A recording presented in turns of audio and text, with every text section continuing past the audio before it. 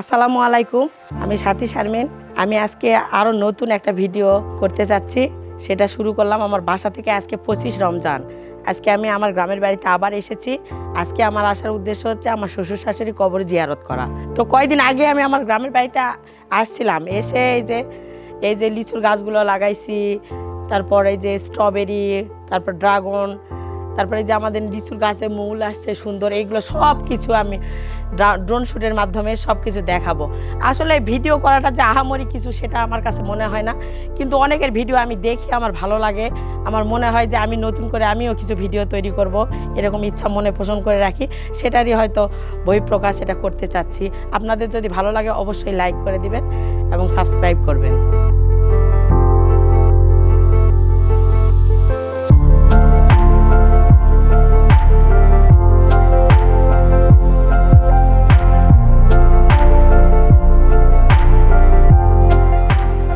এটা হচ্ছে আমার পুরা বাড়ি। আমার বাড়ির এরিয়া অনেক বড়, কিন্তু আসলে এই বাড়িতে থাকার মতো কোনো লোকজন নেই, কারণ সবাই বাইরে থাকে।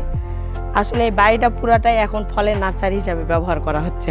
আমার স্বামীরা আসলে 4 ভাই। এই পুরা বাড়িটা 4 ভাইয়েরই, কিন্তু আসলে এই বাসায় কেউ থাকে না। বাসাটা পুরাটাই ফাঁকা থাকে।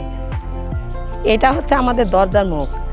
আর এখানে যে ডাব গাছগুলো দেখতেছেন, এগুলো আমার শ্বশুর তারও আগেকার।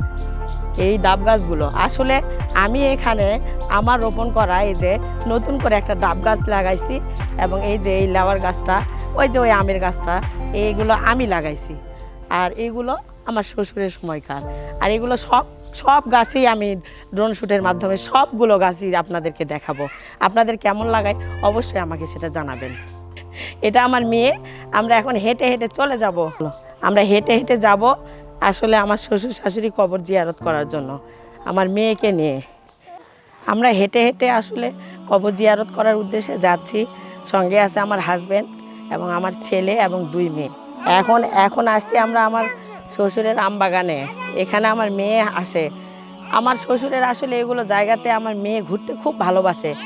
আমার মা আসলে আমার মায়ের হাত ধরেও এগুলোতে নিয়ে চলে আসে ঘোরার জন্যে।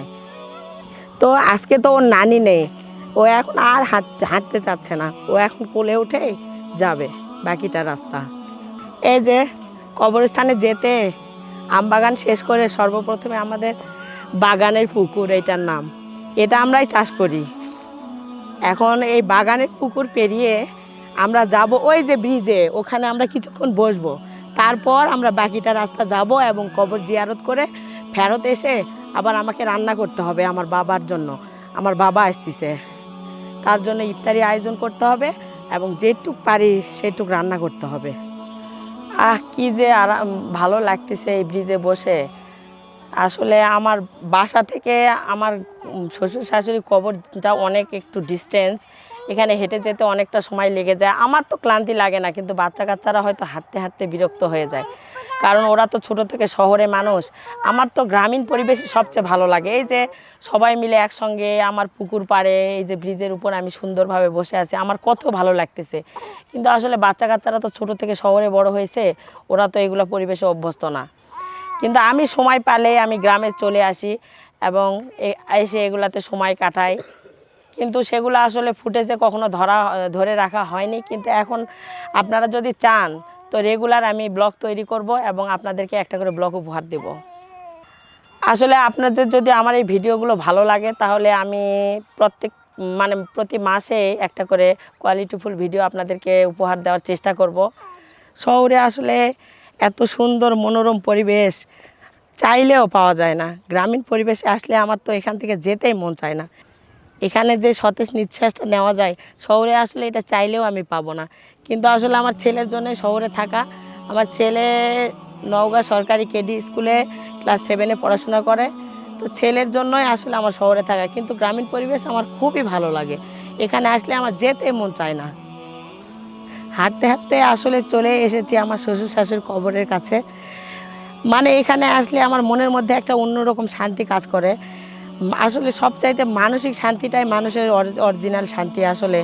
কিন্তু এই শান্তিটা তো সবসময় চাইলেও আমি পাই না। যখন গ্রামের বাসায় আসি তখন আমি চেষ্টা করি আমার শ্বশুর শাশুড়ির কবরস্থানে আসার এবং তাদের কবরস্থানে। তো দোয়া করার। এটাই হচ্ছে আমাদের পারিবারিক গোরস্থান। এইখানে আছে আমার শ্বশুর শাশুড়ি আর আমার স্বামীরা হচ্ছে 4 ভাই, তার মধ্যে সবার বড় যে ভাই সে মারা গেছে, সে আছে। এই 3 জন এখন বর্তমানে এই কবরস্থানে আছে। কিন্তু এর পরবর্তীকালে কে যে এখানে আসবে এটা তো আসলে বলা যায় না, কারণ আসার সিরিয়াল আছে কিন্তু যাওয়ার তো কোনো সিরিয়াল নাই।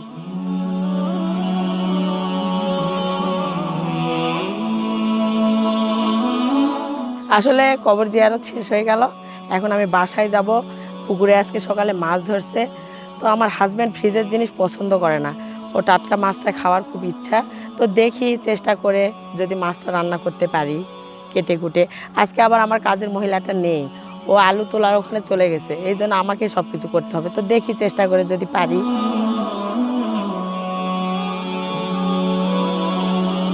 আসলে হাঁটতে হাঁটতে আমি ক্লান্ত হইনি, কিন্তু বাচ্চা কাচ্চারা সবাই ক্লান্ত হয়ে গেছে।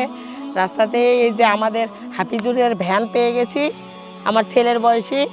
এই হাফিজুর তাকা ভিডিওর দিকে, এটাও আমার ছেলের বয়সী ছেলে, একসঙ্গে ওরা বড় হয়েছে। ওই ভ্যানে চড়ে আমরা বাড়ির সামনে চলে যাচ্ছি। ফার্স্ট ভিডিওতে তো আমি আমার পরিচয় দিয়েছি, কিন্তু আসলে আমার ফ্যামিলি পরিচয় যেটা সেটা তো এখনো দেওয়া হয়নি। আমার হাজব্যান্ডের নাম আব্দুল মান্নান তালুকদার, আমার ছেলের নাম হচ্ছে ছাকলাইন মোস্তাক রাতুল, আর আমার 2 মেয়ে। এক মেয়ের নাম হচ্ছে মিফতাহুল জান্নাত মিফতা, আর আরেকটা ছোট মেয়ে, এর নাম হচ্ছে মুস্কান জান্নাত মানহা। আমার বড় মেয়ের নাম হচ্ছে মিফতাহুল জান্নাত মিফতা, আর ছোট মেয়ের নাম মুস্কান জান্নাত মানহা।